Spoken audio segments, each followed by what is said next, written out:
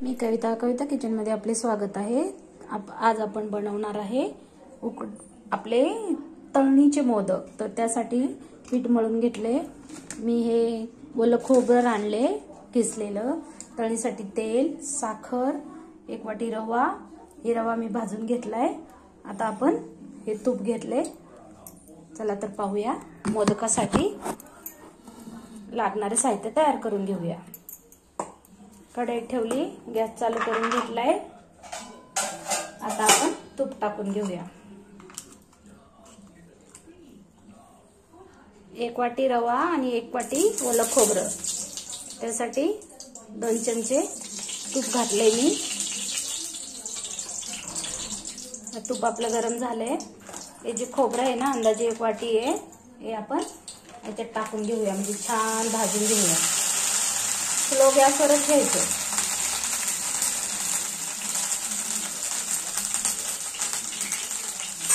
त्याला मस्त हलवून घ्यायचं, करपू नाही द्यायचं।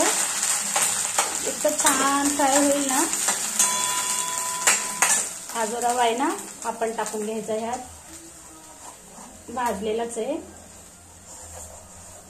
मोदकासाठीचं सारण हे पहा, स्लो गॅसवर अशा प्रकारे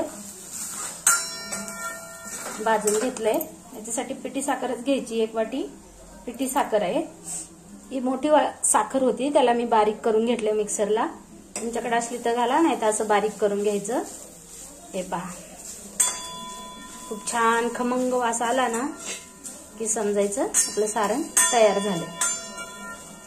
मी या तळणीचे मोदक बनवत आहे, माझ्या पद्धतीने बनवून पहा। हे पहा, लास्टला घातले मी। त्यात थोडीशी मी बडीशेप इलायची पण टाकली, वाटून घेतले, त्याच्याने आपल्याला खूप छान स्वाद येतो। हे पहा, अशा प्रकारे सारण तयार आहे। तर आपण मोदक बनवूया तळणीचे। हे पहा, आता कढई ठेवून घेतली। आपण तळणीचे मोदक करत आहे ना, आता आपण तेल गरम करायला घेऊया। अंदाजे पाव किलो तेल घेतलेलं आहे। छान गरम झाले ना, आपले छान मोदक होतील। चला तर मग आपण बनवून घेऊया आता मोदक। त्यासाठी पीठ घेतलेलं आहे मळून, असंच तुम्ही पण मळून घ्या। 10-15 मिनिटं आधी जरी मळून ठेवलं ना, याच्यामध्ये मी थोडंसं नमक आणि तेल टाकून चुरून घेतले। चला तर पाहूया मोदक। चला तर मग मी तुम्हाला बनवून दाखवते। असं थोडंसं पीठ घ्यायचं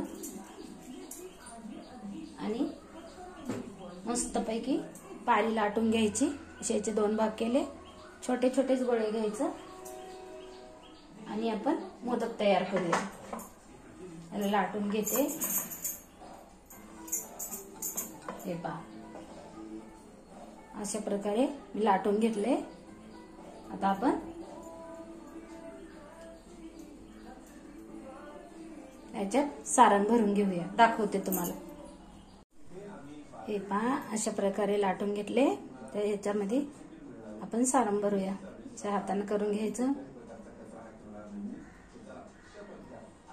अशा प्रकारे त्याच्यात आपण सारण भरूया। 1 चमचा सारण भरायचं। हे पहा, मस्तपैकी असं करून दाबून घ्यायचं, वरती तोंड बंद करून घ्यायचं। यात आपण बडीशेप घातली ना, ती दिसत आहे, सातमध्ये दाबून घ्यायचं। अशाच प्रकारे सारे मोदक बनवून घेऊया आपण। हे पहा, तव्यावरचं पीठ आहे ना, काढून घ्यायचं। आता आपण 1 चम्मच घ्यायचा, त्याला अशा पाऱ्या पाडून घ्यायच्या।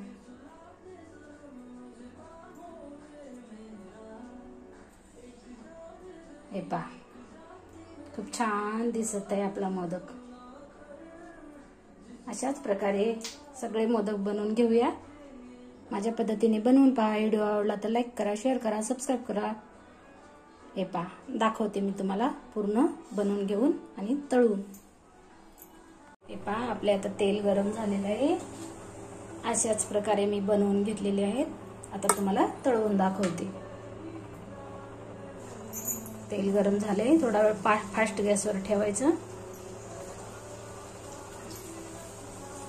असे 4 करून तळवून घ्यायचे. माझी मोदक तळलेली रेसिपी आवडली असेल तर व्हिडिओला लाईक करा, शेअर करा, माझ्या पद्धतीने बनवून पहा, कमेंट करा, मित्रमैत्रिणींना शेअर करा. हे पहा, असे मस्त थोडेसे लालसर होईपर्यंत तळवून घ्यायचे. खूप छान होतात. आपल्याकडे गणपती बाप्पा आलेले आहेत ना, बाप्पासाठी नैवेद्य तयार करत आहे. मोदकाचा आवडता मोदक, बाप्पांचा नैवेद्य. हे पहा, अशा प्रकारे तळवून घ्यायचे. असेच मी सगळे तळवून घेते, दाखवते तुम्हाला. हे पहा, आता आपले सगळे तळवून झालेले आहेत.